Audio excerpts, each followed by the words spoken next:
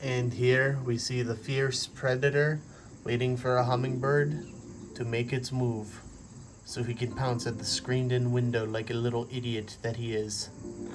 Oh, I'm sorry, did I offend you? So, it is Sunday, September 17th, I think? And today we're going to be trying Geek grind coffee.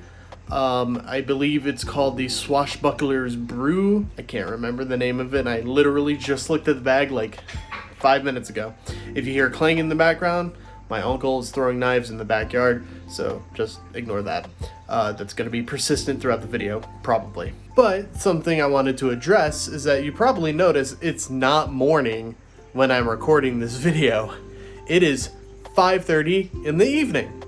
Reason being, since the last Cozy Bud came out, I have started the night shift at my job, which means I don't wake up until like 3 p.m. in the afternoon. Cozy Bud is going to be taking place more in the late afternoon to evening times now.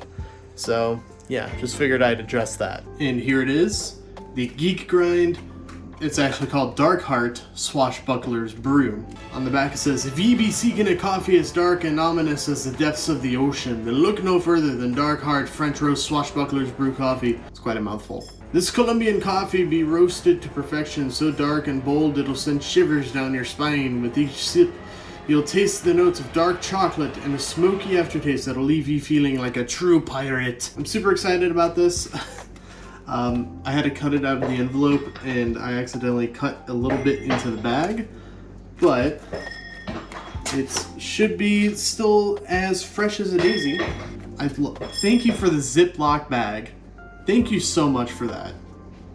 Oh, it smells really good. That does smell really chocolatey, so I'm gonna go ahead and load it up in the coffee maker, as you know, the machine that they call it.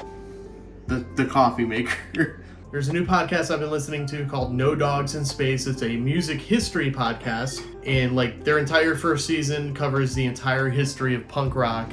Second season's alternative, and I think the season they're doing right now, season 3, they're covering the history of experimental music. What got me into them is that I just decided to look up the podcast because, you know, I'm a big music nerd. And then I found their series on the Beastie Boys, a band that I've had maybe passing interest in. So I decided to give that a listen, and what a ride. It's like 6 episodes. Each one is like an hour and a half to 2 hours long.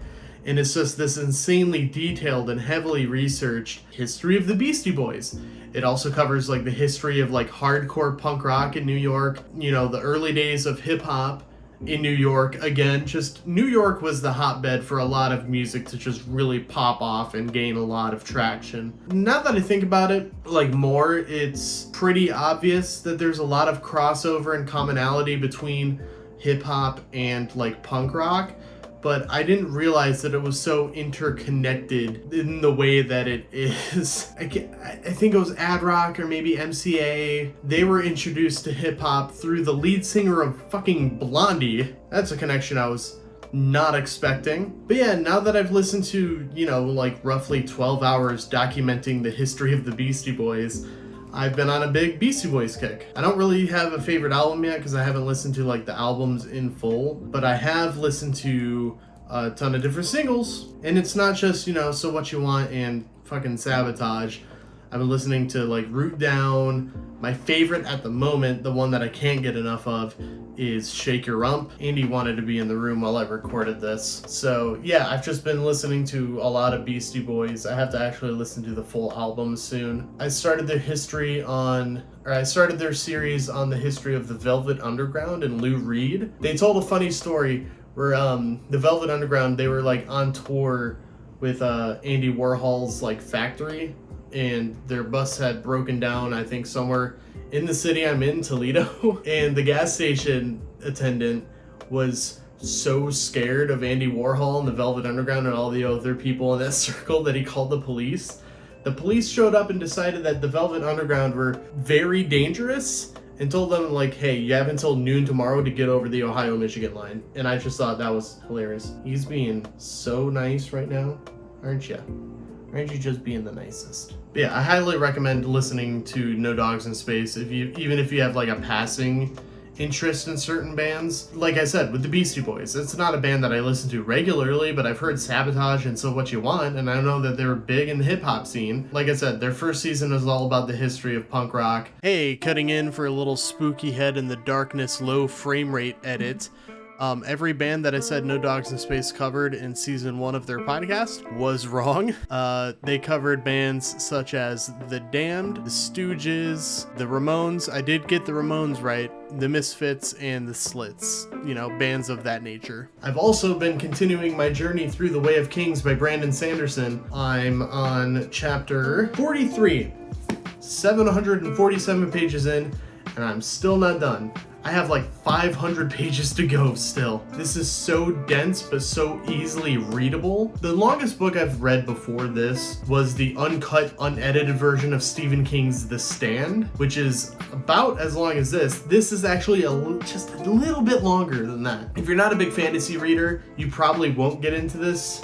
But if you read a lot of fantasy and you've heard Brandon Sanderson's name around and you haven't read a Brandon Sanderson book, start with the Mistborn trilogy. Just like I did, start with the Mistborn trilogy and then read The Way of Kings, because this has been, I know it's a meme, but this has been epic. So we got a little darker in here because it's about to rain, but I did put on this light over here that kind of works. Go ahead and just give this a good old pour.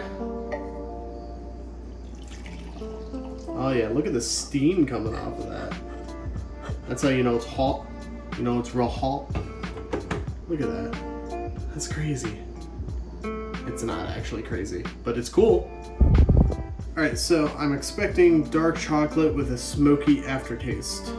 Let me just cool it down a bit. That is definitely bitter.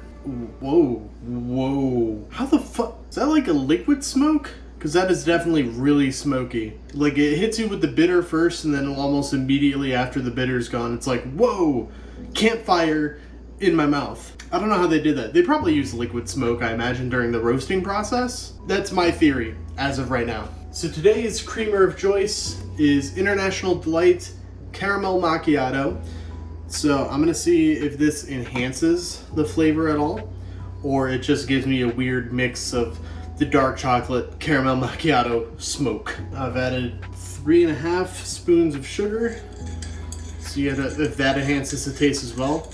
Some people have asked me privately how I choose the creamers for these videos, and I don't. I'm a regular coffee drinker, so when I approach doing Cozy Buds, I know adding like milk or creamer is always just gonna be a variable. So I try to just take the everyman approach. It's just like whatever's in my fridge. Whatever happens to be in my fridge at the time of filming is what I'm gonna use for that video. I never go in, I'm like, oh yeah, I'm gonna get this, you know, really fruity coffee, so I'm gonna get like a non-flavored creamer. I never think about that thing. It's just whatever happens to be in my fridge. The way I approach this is a lot like how Some Call Me Johnny does his video game reviews, where it's like his reviews are for the everyman. It's like, hey, will you enjoy this game if you pick it up? That's the similar thing with Cozy Bud. It's like, will you enjoy this? Probably. I know I do, most of the time. I don't think I've had a coffee on here so far that I've hated. I've had a couple of teas that were like, but I don't think I've had a coffee that I really hated. All right, now that that's all stirred in, it's time for the moment of truth. Still get that dark chocolate. I'm waiting for the smoke. Okay, so what I've learned is that after adding creamer, it kind of kills the smoky aftertaste, which I'm a little disappointed by. It's still there, but it's not as strong as it is if you were to just drink this black. I wonder what it would taste like if you only put sugar in it. Obviously, I've already made it, so I can't do that now. Hindsight's 20/20. Anyway, it's really good though. I would probably use a different creamer, or maybe none, or maybe just milk. Maybe just milk. But with caramel macchiato creamer, doesn't really enhance anything. You still have the dark chocolate, it just kills the smoky aftertaste, which is a little disappointing. But that's not on Geek Grind, that's on me. I would highly recommend picking up a bag because I do think the dark chocolate with the smoky aftertaste is a very interesting combination, and it tastes very good. Oh, as always, there's gonna be a link in the description to where you can get a bag. These episodes are not sponsored, have to make that excruciatingly clear. I just really like coffee. Okay, thank you guys so very much for watching the video. If you liked it, give it a thumbs up. If you want to see more videos like this one, please consider subscribing. If you have coffees, teas, and or hot chocolates that you would like to see me cover in the series, leave them in the comments below, and I'll look into them. So, thanks for watching. Bye-bye.